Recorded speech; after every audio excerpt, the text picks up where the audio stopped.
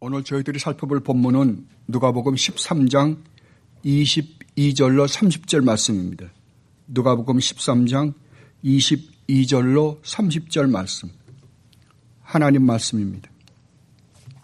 예수께서 각 성 각 마을로 다니사 가르치시며 예루살렘으로 여행하시더니 어떤 사람이 여짜오되 주여 구원을 받는 자가 적으니이까?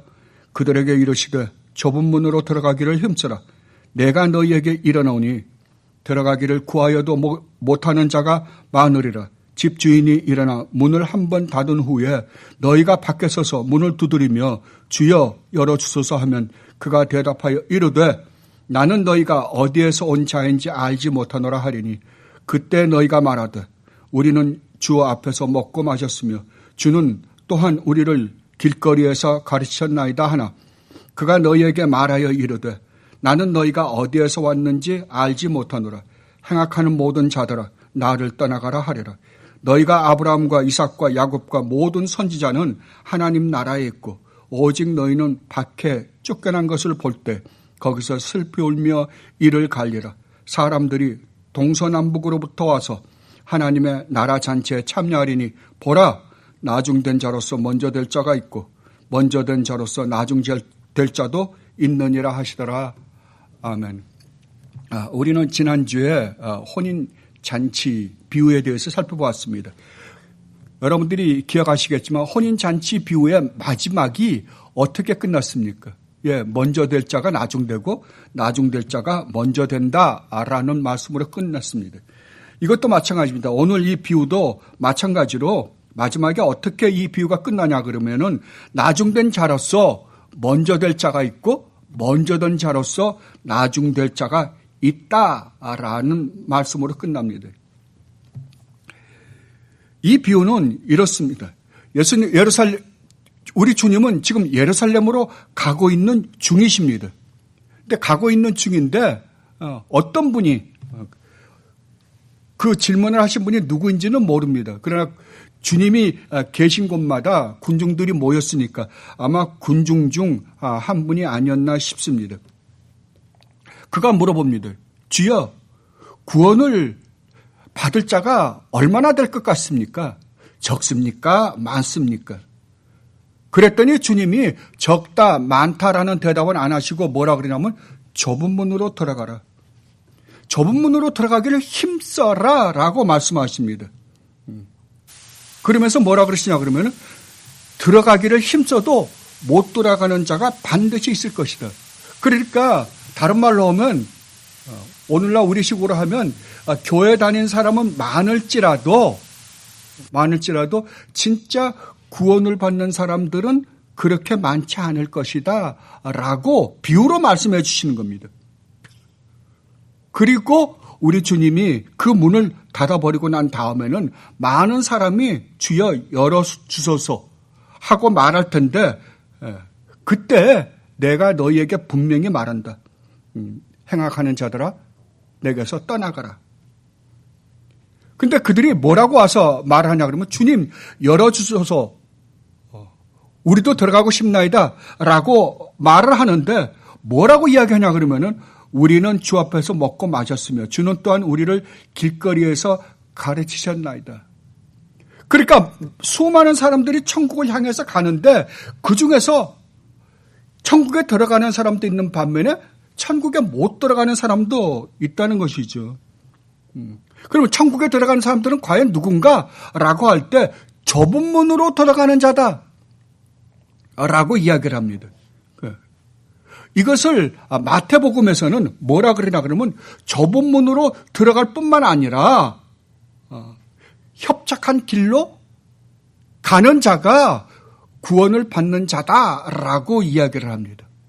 우리가 이제 조금 이따 다 하나하나 살펴보겠지만 그렇다고 한다면 지금까지 우리가 천국 비유에서 살펴봤잖아요. 천국 비유와 이것은 똑같은 비유입니다. 이것도 다른 말로 하면 천국 비유나 다름이 없어요. 왜냐하면 천국에 어떻게 들어가는가, 천국 들어가는 사람은 누군가 라는 말은 구원을 어떻게 하면 얻습니까? 라는 말이나 거의 똑같은 말입니다.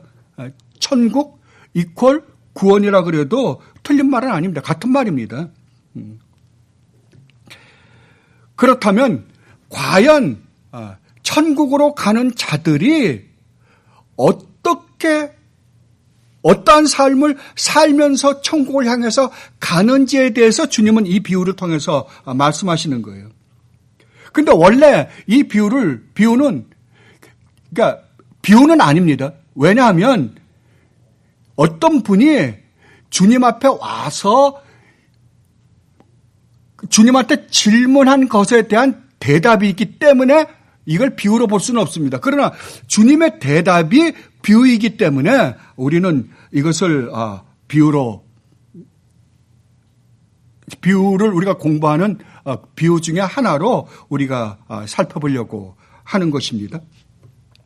지금 여기서 여러분들이 하나 특징 지어서 봐야 될 건 뭐냐 그러면은 이 무대가 어디냐 그래요. 무대가 지금 예수님이 예루살렘으로 가는 도상에 있습니다. 가는 길에서 지금 일어나고 있는 일이에요. 그렇다면 여러분 한번 생각해 보세요. 예루살렘으로 지금 들어갑니다. 그러면 예수님은 예루살렘으로 들어가시면 예수님에게 무슨 일이 일어나는지 예수님은 아시잖아요. 그렇다고 한다면 지금 우리가 지난번에도 말씀드렸던 것처럼 누가복음 9장 51절을 기준으로 해서 주님이 예루살렘으로 가겠다라고 결정하신 난 다음에는 모든 포커스, 주님에게 있는 모든 생각의 포커스가 어디에 맞춰져 있냐 그러면은 예루살렘에 들어가서 일어날 일들, 다른 말로 하면 십자가에가 모든 포커스가 있는 거예요. 그러면 주님의 그 설교나 주님의 모든 행동이 어디에 초점이 맞춰져 있냐 그러면 십자가입니다요. 그를 염두에 두고 여러분들이 누가복음 9장 51절 전하고 후를 살펴보면 압니다. 그래서 누가복음 9장 51절 이전을 보면 이전은 아직 때가 차지 않은 거잖아요. 그러나 예수님이 예루살렘으로 들어가려고 결정하신 다음에는 왜 주님이 그런 결정을 하셨냐 그러면 이제는 때가 찼기 때문입니다. 어떤 때가요? 주님이 십자가를 지실 때가 찼다는 것을 주님은 알고 계셔요. 제자들은 모릅니다. 중간에 아무리 이야기해도 성경은 뭐라 그러냐면 제자들은 이해하지 못했더라라고 이야기합니다. 이해를 못하십니다. 전혀. 아무리 내가 들어가면 죽고 대제사장이나 무슨 종교 지도자들에게 넘겨주게 되고 또 그들은 이방인에게 넘겨주어서 나를 십자가에 매달아 죽일 것이고 죽고 3일 만에 내가 부활할 것이다. 암만 이야기해도 제자들 머릿속에는 무슨 생각만 있냐 그러면은 예수님이 예루살렘에 들어가기만 하면 왕이 될 것이고 왕이 되면 우리가 뭘 하지?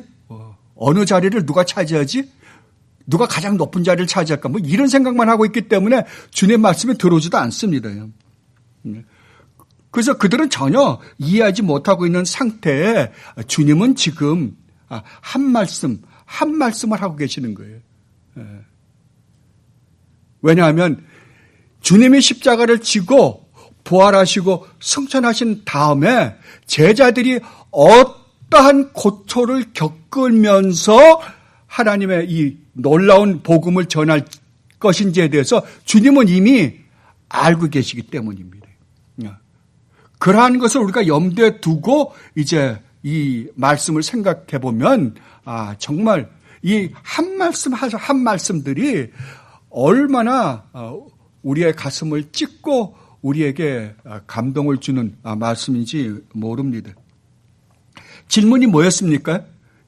주여, 구원을 받는 자가 적으니까? 많습니까? 적습니까? 주님 뭐라고 대답하셨어요? 좁은 문으로 들어가기를 힘쓰라. 내가 너희에게 이르노니 들어가기를 구하여도 못하는 자가 많으리라. 주님은 여기서 많다 적다라고 대답을 하시지 않고 좁은 문으로 들어가기를 어떻게 하라고요? 힘쓰라고요. 힘쓰란 말은 우리가 하나님 나라에 가는데 우리가 힘써야 할 일이 있다 없다? 있다라는 거예요. 천국은 가만히 앉아서 내가 예수를 믿습니다 라고 하고 교회 다니면 그냥 가는 게 아니라 우리가 해야 할 일이 있다는 거예요. 반드시. 그러니까 믿음이라고 하는 것은, 믿음이라는 것은 단순하게 우리가 신앙을 고백하는 게 믿음이 아니라는 거예요. 믿음은 반드시 뭘 함께 데리고 간다? 어떠한 행위를 동반한다고요. 우리가 분명히 믿음으로 구원을 받습니다. 그러나 참 믿음이라고 한다면 믿음에 뭐가 따라온다? 행위가 반드시 따라온다라는 것을 지금 이야기해 주고 있는 거예요. 그래서 우리가 이미 요한계시록을 공부할 때 살펴봤지만 7교회에 보내는 편지 마지막에 다 뭐라 그럽니까? 성령이 교회들에게 하시는 말씀을 들을지어다 이기는 자들에게는. 이기는 자들이에요. 그럼 이기려면 어떻게 해야 돼요? 그러니까 이기는 자라고 한다면 그 사람이 뭘 했다는 거예요? 뭘 해서 이겼다는 거예요? 어떤 전쟁을 치르고 그 전쟁에서 승리했다는 거잖아요. 어떤 치열한 전쟁을 치룬 사람들을 누구라 그러냐 그러면은 성도라 그럽니다. 교회는 반드시 그 전쟁을 치르게 되어 있습니다. 그게 어떤 전쟁이었어요? 아마겟돈 전쟁입니다. 영적 전쟁이에요.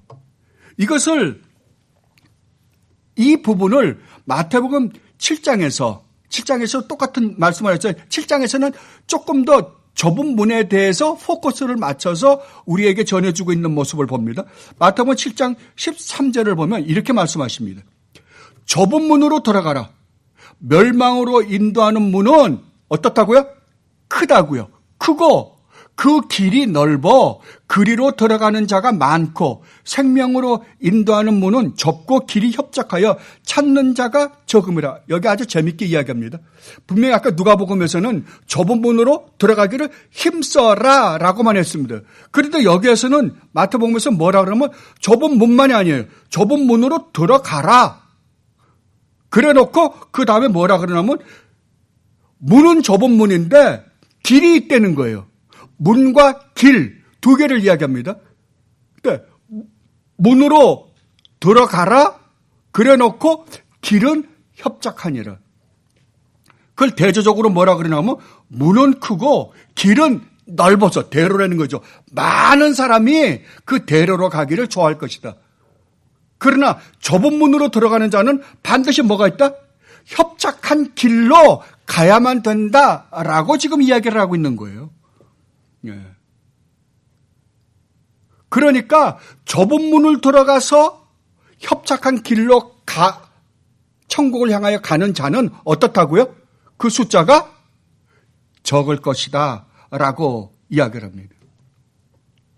자, 그렇다고 한다면 이 비유는 이 하나님 우리 주님께서 말씀하신 이 비유가 과연 전 인류를 대상으로 한 거냐 아니면은 예수님을 믿는다라고 하는 사람들을 대상으로 한 거냐라는 것을 먼저 우리가 살펴봐야 될 것입니다. 우리는 계속해서 천국 비유를 할 때 그것에 대해서 살펴봤어요.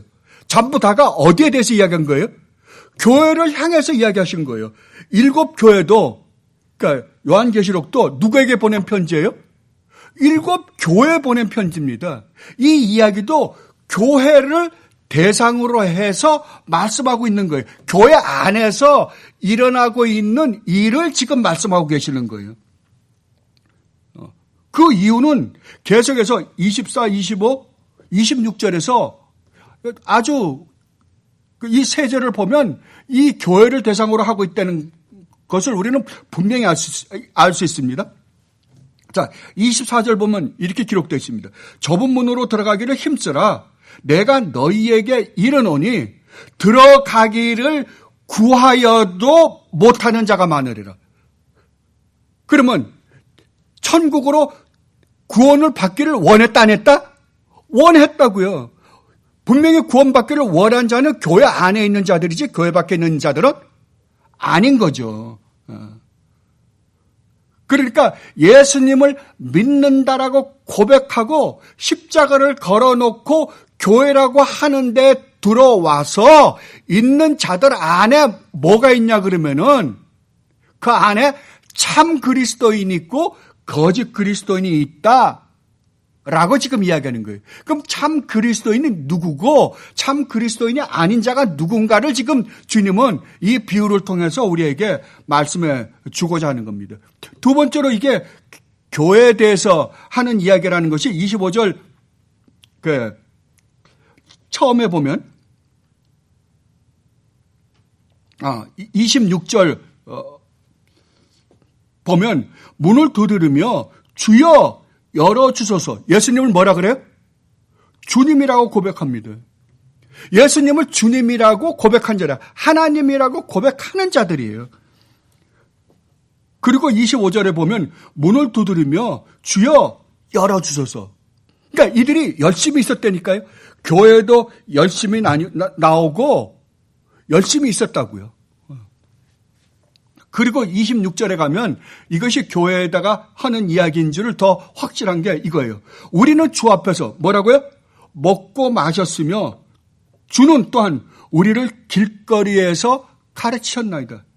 다른 말로 하면 이들은 십자가를 걸어놓은 교회도 다녔고 예배나 성찬에도 참여했고 그리고 성경 공부에도 열심히 참여한 사람들입니다. 그런데 어떻다고요? 그런데 이들 중에 지금 구원을 받지 못할 자가 있다고 우리 주님은 분명히 말씀하십니다. 그래서 우리가 마태복음 7장을 보면 7장에서 우리 주님이 좁은 문으로 들어가라 라는 이 이야기를 7장 13절에서 이 말씀을 하신 다음에 22절에서 이렇게 말씀하십니다. 지금 우리 누가복음 26절에서는 이렇게 말하죠. 우리는 주 앞에서 먹고 마셨으며 주는 또한 우리를 길거리에서 가르치시지 않으셨습니까? 우리가 주님 말씀을 배우고 주님 말씀대로 산다고 우리는 살지 않았습니까? 라고 이야기하는 거예요. 근데 마태복음 27장 22절을 보면 이렇게 기록되어 있습니다. 그날에 많은 사람들이 나더러 이르되 주여 주여, 이들도 분명히 주여 주여예요. 주여 주여. 우리가 주의 이름으로, 누구 이름으로요? 우리 주님 예수 그리스도의 이름으로 뭘 했다고요? 선지자 노릇했다고요. 오늘날로 말하면 목사 노릇했다고요. 그리고 두 번째로 주의 이름으로 귀신도 쫓아냈다고요. 얼마나 놀라웠습니까요? 기적도 행했다니까요. 그리고 세 번째로 주의 이름으로 많은 권능도 행하지 않았습니까? 주의 이름으로 수많은 선한 일 했다니까요. 학교도 세워주고 가난한 자들도 도와주고 집도 지어주고 병원도 세워주고 힘없는 자들을 대신해서 힘 있는 자들과 싸우기도 하고 선교도 하고 교회도 세우고 행했다니까요. 정말 주님을 위해서 주님의 이름으로 많은 일을 했다고요. 그런데 뭐라 그래요? 주님은 마지막 때에 너희들이 나에게 와서 우리가 주님의 이름으로 목사 노릇하고 주님의 이름으로 많은 신비한 일도 행하고 많은 좋은 일도 하고 그 다음에 우리가 주님과 함께 먹고 마시고 주님으로부터 배우지 않았습니까? 라고 할 텐데 내가 너에게 분명히 말한다. 불법을 행한 자들아 내게서 떠나가라. 자, 이 얼마나 놀라운 일입니까? 그러면 주님이 왜 이들을 보고 이 정도면 잘한 거잖아요. 교회도 열심히 나가고 그 다음에 성찬에도 참여하고 이런저런 좋은 일도 많이 하고 교회에서 열심히도 일하고 그랬는데도 불구하고 주님은 왜 이들에게 문을 열어주지 않았을까요?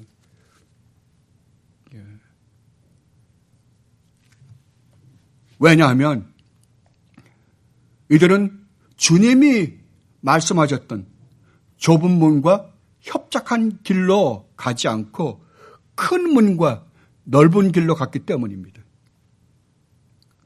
그러면 다간절 좁은 문과 협착한 길이 무엇이며 큰 문과 넓은 길이 무엇인가? 그건 조금 이따 제가 살펴볼게요. 이들은 넓은 길로 갔다니까요.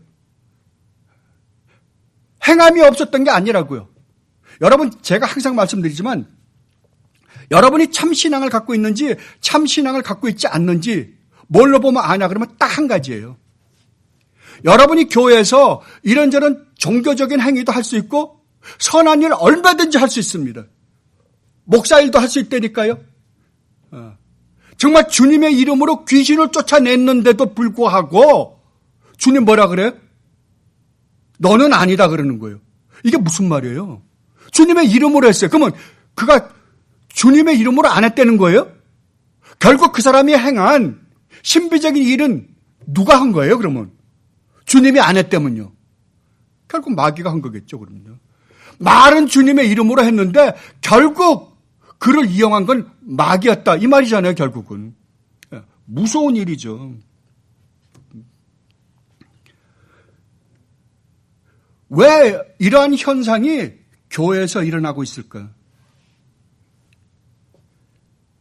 저는 두 가지라고 생각을 해요. 그러니까 뒤에 가서 우리가 조금 더 자세하게 살펴보겠지만 첫째는 주 예수 그리스도를 믿는다라는 말의 의미가 무엇인지를 모르고 믿는 거예요. 다른 말로 하면 교리를 몰라요. 예. 그리고 수많은 거짓 목사들과 그들이 전하는 거짓 복음에 속았기 때문입니다. 마태복음 15장에 보면 이스라엘이 어떻게 해서 멸망할 수밖에 없게 되었는지. 자, 이스라엘은 아브라함 때로부터 아브라함을 조상으로 해서 계속해서 하나님을 이 세상에서 유일하게 하나님으로부터 복음을 듣고 유일하게 하나님을 섬겼던 민족입니다요. 그 모세로부터 율법을 받고 성전을 짓고 성전에서 제사를 지내고 하나님의 말씀을 순종한다 그러고 살았던 자들이에요. 근데 주님이 와서 뭐라 그럽니까? 너희가 믿는 하나님은 누구라고요? 마귀라니까. 마귀라고요. 그렇다면 오늘날 수많은 교회들이 십자가를 걸어놓고 예수님의 이름을 부르는 그 교회들 안에 수많은 교회들이 부르는 예수 그리스도는 누구예요? 예. 참 성경이 말하는 예수 그리스도가 아니라 사탄이라니까요. 마귀라고요. 그러니까 예수님 외에 수많은 것들을 옆에다가 붙여놓거나 아니면 수많은 것들을 떼어버리고 없애버리고 제일 많이 없앤 게 뭐예요? 예수를 믿고 고난받는다는 건 싹 없애버렸어요. 그 주님이 약속하지도 않는 예수를 믿고 복받는다만 그냥 잔뜩 쌓여있다고요. 제가 항상 말씀드리지만 신약 성경 전체를 훑어보면 예수 믿으면 이 세상의 것, 권력을 얻는다든지 명예를 얻는다든지 부를 얻는다든지 이러한 것에 대한 약속은 하나도 없어요. 한 구절도 없어요. 요한 3서에 그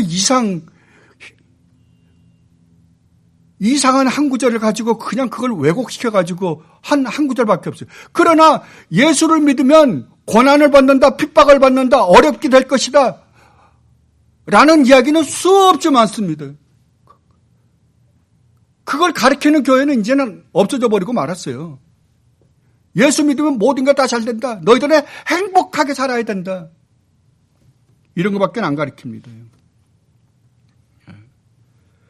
그래서 우리 주님이 마태복음 15장에서 말씀하시잖아요. 맹인이 맹인을 인도하면 어떻게 된다고요?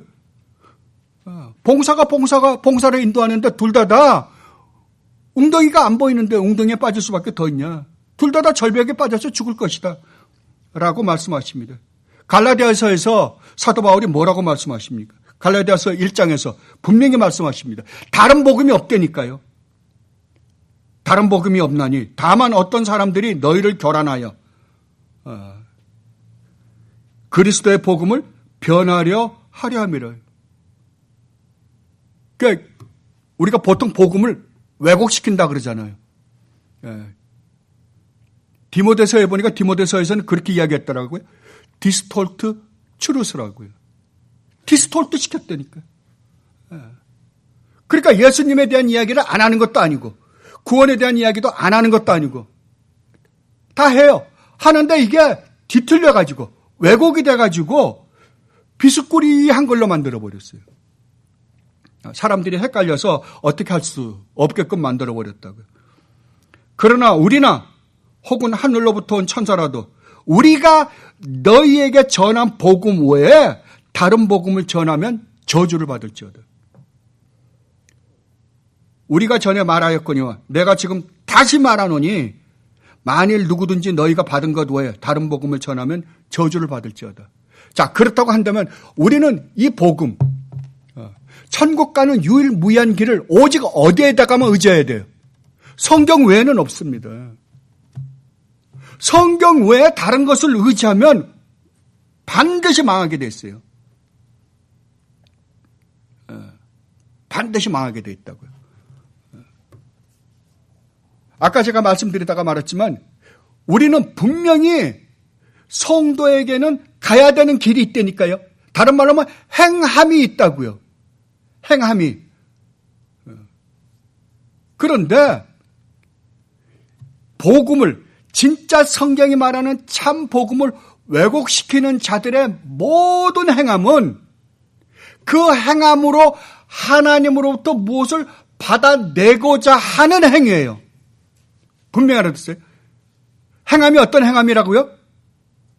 그 행함을 했기 때문에 내가 하나님으로부터 어떤 대가를 받는다고 생각하고 대가를 받는다라고 생각하고 하는 행위. 11조를 내라. 그러면 너가 이러이러한 걸 받을 것이다. 새벽 기도를 열심히 나와라. 그러면 네가 이렇게 이러이러한 축복을 하나님으로부터 받을 것이다. 하나님은 축복해 주려고 잔뜩 쌓아놨는데 보물을 쌓아놨는데 너희들이 행하지 않았기 때문에 못 받는다.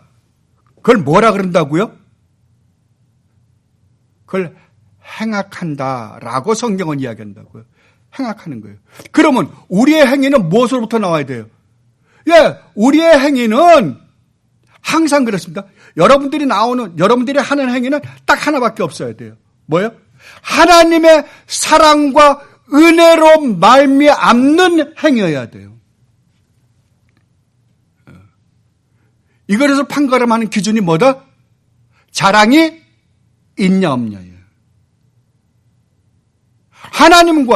하나님이 우리에게 베푸신 그 십자가의 은혜와 사랑이 너무나 고마워서 너무나 놀라워서 여러분의 전 인생을 주님께 바치고 여러분이 모든 것을 다 합하여 하나님께 드렸다 하더라도 거기에는 뭐가 없다? 자랑이 없다고요. 그러나 만약에 여러분들이 무엇을 11조를 냈건 교회를 열심히 나왔건 여러분들이 교회에서 봉사를 했건 선교를 열심히 했건 그러한 대가로 하나님에게 어떠한 부가적인 공로의 축복을 여러분들이 받겠다라고 한 행동이라고 한다면 그것은 행악이라고요. 악한 일이라고요. 그래서 다른 복음의 특징이 무엇인가? 다른 복음의 특징이 딱 하나밖에 없어요. 오직 하나님만 남느냐? 안 하래도 억만분의 1, 아니 1조분의 1이라도 우리가 어떠한 축복을 받는데 우리의 행위로 말미암아 받을 수 있다라고 가리키는 모든 것은 다 뭐라고요? 이건 저주를 받아 마땅한 일이라고요.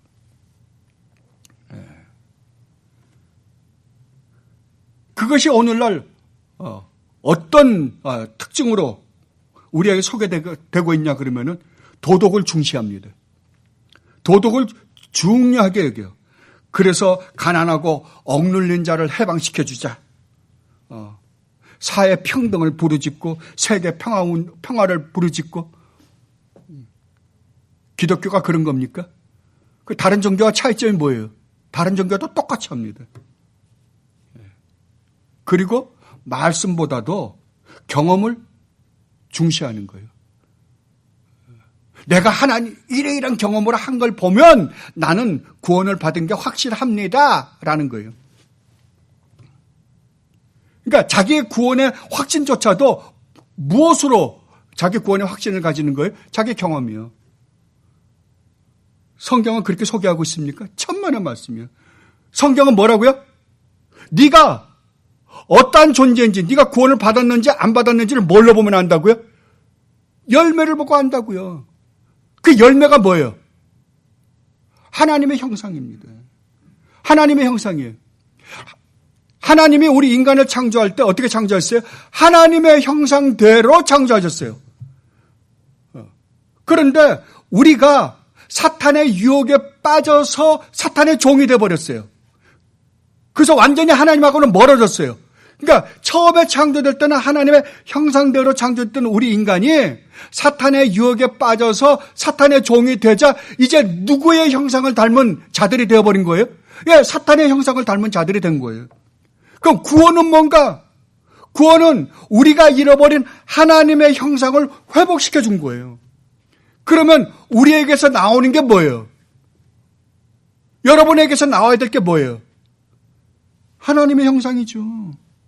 그래서 열매로 나무를 한다 그러는 거예요. 그 열매로 나무를 한다. 그렇죠? 배나무에서 배가 나오고 사과나무에서 사과가 나오고 무화과나무에서 무화과가 열리지 가시나무에서 무화과가 열릴 리가 없고 가시나무에서 사과가 열릴 리가 없잖아요. 하나님의 나무에 붙어 있다고 한다면 누구의 형상이 나온다? 예, 하나님의 형상이 나온다. 우리가 한번 살펴본 적이 있지만 어떤 서기관이 예수님을 이렇게 걸어서 시비를 걸려고 그렇게 해서 예수님을 몰락시키려고 가이사에게 세금을 바치는 게 옳습니까? 옳지 않습니까? 예수님 뭐라 그러십니까? 동전 하나를 갖고 와봐라. 갖고 왔어요. 그랬더니 이 동전에 누구의 형상과 누구의 글이 써져 있느냐? 예, 가이사의 형상과 가이사의 글입니다. 그래? 그렇다면 가이사의 형상은 가이사에게 바치고 하나님의 형상이 하나님의 것은 하나님께 바쳐라. 다른 말로 하면 가이사의 형상이 있는 것은 가이사에게 바쳐라. 다른 말로 하면 너는 누구의 형상을 가진 자냐 이거예요. 누구의 형상을 가진 자냐. 이 세상엔 두 형상을 가진 자밖에 없어요. 사탄의 형상을 가진 자와 타락해서 사탄의 형상을 가진 자와 하나님의 형상을 회복한 자 둘밖에 없어요. 그럼 너는 하나님의 형상이 회복된 자냐 아니면은 사탄의 형상을 그대로 갖고 있는 자냐 이거예요. 사탄의 형상을 갖고 있다 그러면은 사탄 거 바쳐라. 가이사 거 바쳐라. 그러나 네가 만약에 회복된 하나님의 형상을 갖고 있다고 한다면 너는 누구의 것이냐 이거예요. 누구의 것이에요? 하나님의 것이에요. 그렇다면 내 자신은 누구에게 바쳐야 되는 거예요? 하나님에게 바치는 거예요. 그러니까 하나님의 것은 하나님에게, 가이사의 것은 가이사에게 바치란 말이에요. 형상에 따라 다르단 말이에요. 형상에 따라. 하나님의 형상이냐 가이사의 형상이냐 이거예요. 그리고 이 다른 복음의 특징은 신앙의 본질이 하나님이기보다는 자신의 축복에 있습니다.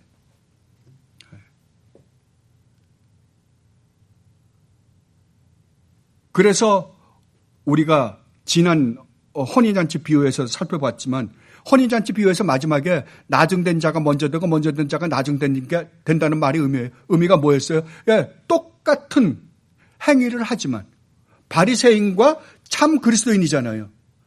똑같은 하나님을 믿는다 그러고 똑같은 행위를 하지만 행위의 조건이 다르다고요. 행위를 한 조건이요. 바리새인들은 자기가 한 행위로 말미암아 구원을 받겠다 한 거지만 그리스도인들은 어떻다고요? 하나님의 은혜와 사랑으로 말미암아 행함을 한 자들이라고요. 그렇다면 진짜 참 복음의 특징은 무엇인가? 여러분들이 이 믿음이라는 단어에 대해서 분명하게 인식해야 돼요. 이거를 올바로 인식하죠. 제가 오늘은 믿음에 대한 강의를 하는 날이 아니기 때문에 믿음에 대해서 자세하게 설명하지 않겠지만 간단하게 말하면 진짜 믿음을 가지는 거예요. 그러면 우리가 주 예수 그리스도를 믿으면 구원받잖아요. 그러면 주 예수 그리스도를 믿는다란 말의 참된 의미가 뭔가? 한마디로 하면 예수님을 마음과 뜻과 정성과 목숨을 다 바쳐 사랑하는 거예요. 다 바쳐 사랑하는 거예요. 그러니까 예수님을 믿는다?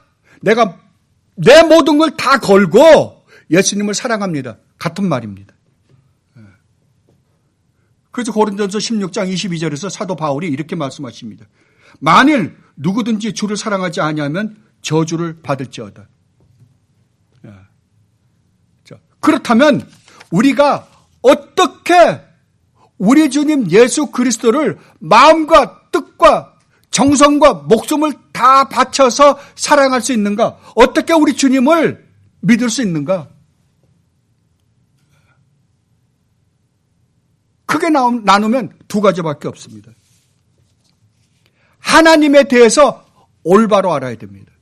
하나님을 알아야 됩니다. 하나님에 대해서 아는 거 아무 의미 없습니다. 하나님을 아는 거예요. 그 다른 말로 하면 다른 말로 하면 이들이 교회를 다니는데도 불구하고 구원을 받지 못하는 이유는, 다른 말로 하면 예수님을 올바로 믿지 못하는 이유, 또 다른 말로는 예수님을 진심으로 내 목숨을 다 바쳐 사랑하지 못하는 이유, 첫 번째 이유는 하나님을 올바로 모르기 때문이에요. 하나님을 모릅니다. 하나님이 창조주 하나님이라고 말은 하는데 그 의미를 모르는 거예요. 여러분 한번 생각해 보십시오. 여러분들이 아시는 것처럼 간단하게 생각해 봐도 우리가 이해할 수 있는 것은 하나님은 스스로 존재하시는 분이십니다. 자, 스스로 존재하시는 분이시라고 한다면 하나님은 생명 자체세요. 하나님 자신이 생명이세요. 예. 그리고 하나님은 거룩하시며 의로우시며 선하시며 무한한 지혜를 가지고 계시며 무한한 지식을 가지고 계시며 무한한 능력을 가지고 계시며 하나님은 스스로 충만하시는 분이세요. 스스로 충만하신 분이시라고요. 그렇다고 한다면 하나님은 이 세상에 하나님께 필요하다 못하다? 필요하지 않다고요. 필요하지 않다고요. 하나님의 충만하심에 하나님이 이 세상을 창조해서 하나님의 충만하심에 도움이 되거나 무슨 부족함이 되거나 이거 하나도 없어요. 하나님 하니까 아무 영향 없어요. 예. 그럼에도 불구하고 하나님께서는 이 우주 만물과 우리 인간을 창조하시기를 기뻐하셨다고요. 왜요? 왜냐하면 하나님의 그 아름다우심, 그 영광, 우리가 도저히 생각할 수 없는 하나님의 그 경이로우심, 그 위대하심을 우리들로 하여금 맛보고 즐기고 누리고 감탄하고 찬양하고 예배하게 하기 위해서요. 이거 외에는 없어요. 이거 외에. 그걸 보여주고 싶으신 거예요. 그걸로 말미암는 기쁨이 얼마나 놀라운지 하나님은 아시기에 그 축복을 우리에게 누리게 해 주시기 위해서 창조하셨다니까요. 그렇다면 그것을 누리게 해 주시기 위해서 하나님이 창조하신 이 창조물, 우리 인간, 그리고 우리 인간에게 이러한 저런 일을 시키신 것은, 이런저런 율법을 주신 것은 그것을 누리기에 최상의 방법이기 때문에 우리에게 주신 거예요. 이유가 없어, 이유가 없어. 여러분, 하나님은 절대자이십니다. 절대자예요. 그러면 우리가 피조물이라고 한다면 우리는 이유를 달 게 없어요. 여러분, 아까도 제가 잠깐 우리 강도사님하고 말씀을 나누다가 그 이야기를 했지만, 자, 지렁이가 하나님 왜 저를 지렁이로 만드셨습니까? 이렇게 이야기할 수 있어요? 없다고요. 하나님은 지렁이를 지렁이로 만들고 싶어서 창조하셨고요. 쥐는 쥐로 만들고 싶어서 창조하셨고요. 구더기는 구더기로 만들고 싶어서 창조하셨고요. 개는 개로 만들고 싶어서 창조하셨어요. 우리 인간은요, 하나님의 인간으로 창조하신 거예요. 그런데 우리 인간은 모든 이 우주에 있는 생명체들보다 더 특별하게, 아니 천사보다도 더 특별하게 뭘로 만드셨어요? 하나님의 형상으로 창조했다고. 하나님의 형상으로. 하나님을 가장 닮은 자로 창조했다니까요. 우리 할 말이 있습니까? 그렇다면 우리가 어떻게 해야 마땅해요? 예. 우리는 마음과 뜻과 정성과 목숨을 다 바쳐서 우리 하나님을 찬양해야 마땅한 거예요. 이유가 없어요. 그럼에도 불구하고 우리 인간이 어떻게 했다고요?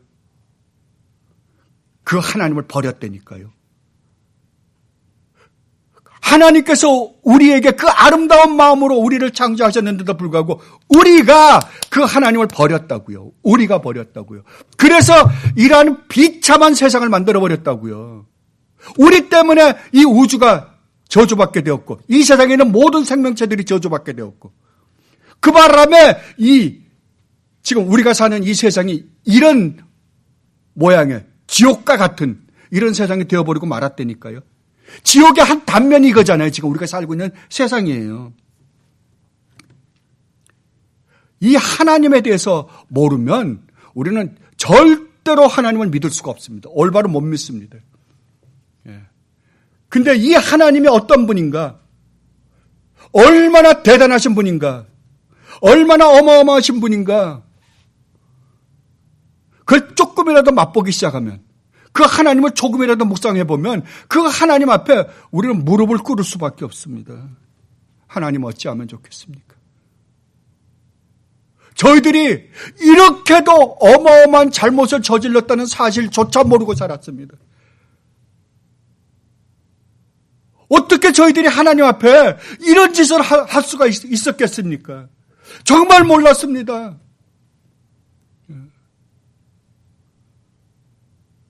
용서하여 주시옵소서. 자비를 베풀어 주시옵소서. 저희들에게 긍휼을 베풀어 주시옵소서. 라고밖에는 할 말이 없어요. 없어요. 근데 어떻게 했다고요? 우리가 그러한 걸 깨닫지도 못하고 그런 말씀을 드리지도 못하고 있을 때 하나님이 우리를 구원하시기 위해서 어떻게 했다고요?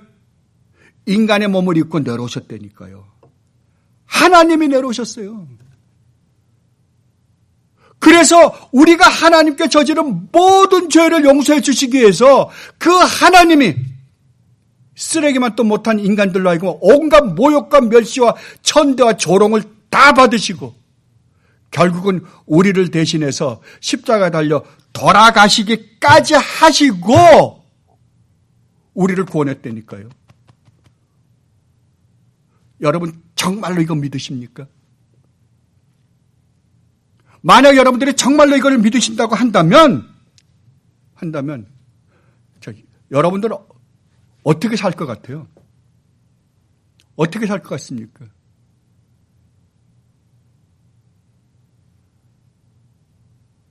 정말 우리는 나 같은 죄인 살리신, 이렇게 큰 은혜를 베풀어 주신 우리 주님 예수 그리스도를 위해서 내 전 인생을 바치지 않겠습니까? 이게 복음이에요. 이게 복음이에요. 이 은혜와 이 사랑이 나로 말미암아 정말 마음과 뜻과 정성을 다해서 우리 주님을 사랑하지 않고는 견딜 수 없게 만드는 거라니까요.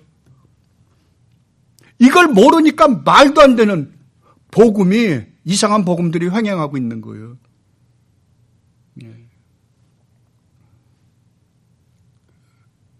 그러니까 주님이 그러시는 거예요. 이 문은 하나밖에 없다. 그런데 이 길이 만만치 않은 길이라는 거죠. 왜냐하면 지금 이 세상은 총체적으로 멸망으로 가고 있는 길인데 우리는 이것을 거슬러서 올라가야 되는 길이잖아요. 어렵고 힘든 길이라고요. 이 세상에 수많은 사람들이 갈 뿐만 아니라 교회 안에서도 똑같이 넓은 길,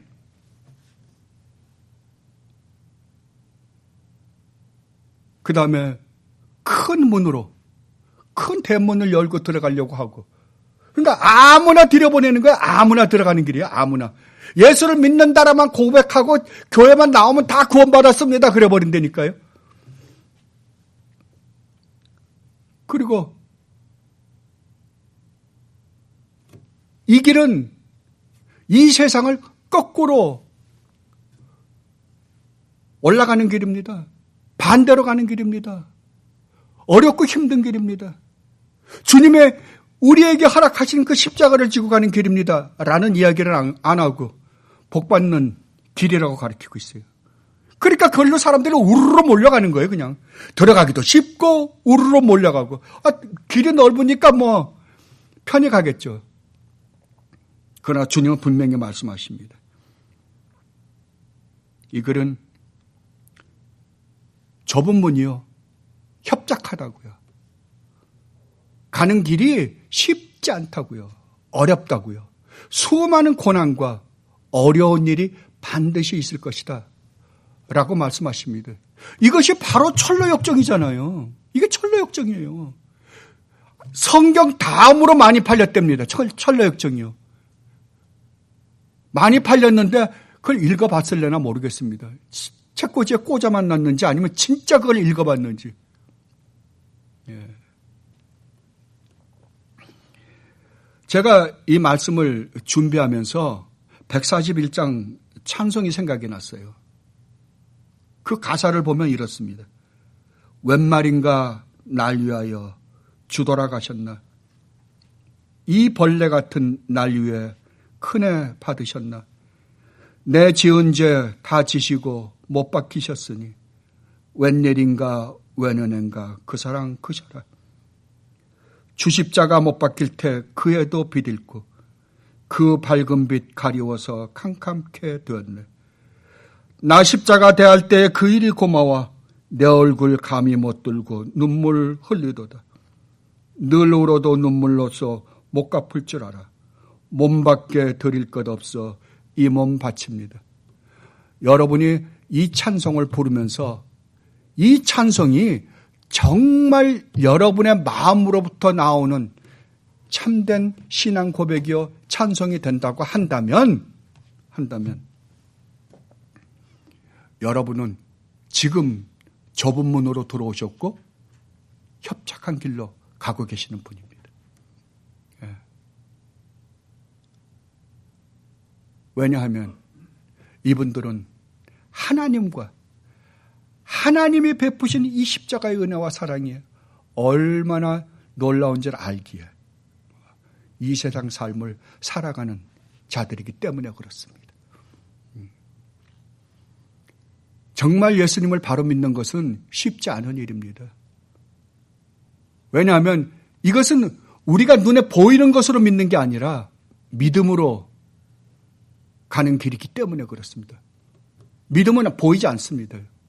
그런데 수없이 눈으로 보이는 이 세상의 것들이 우리를 유혹합니다.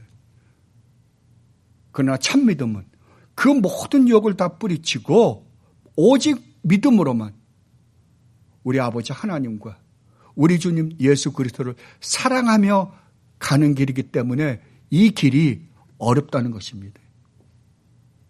이 길을 가십시다. 이 길을 가면 반드시 그 마지막에 놀라운 영광의 나라가 우리에게 주어질 것이며 의의 면류관이 우리에게 주어질 것이고 그리고 우리가 하나님의 그 영광을 매일매일 매 순간순간 맛보고 누리며 즐기며 하나님을 찬양하고 예배하게 될 것입니다.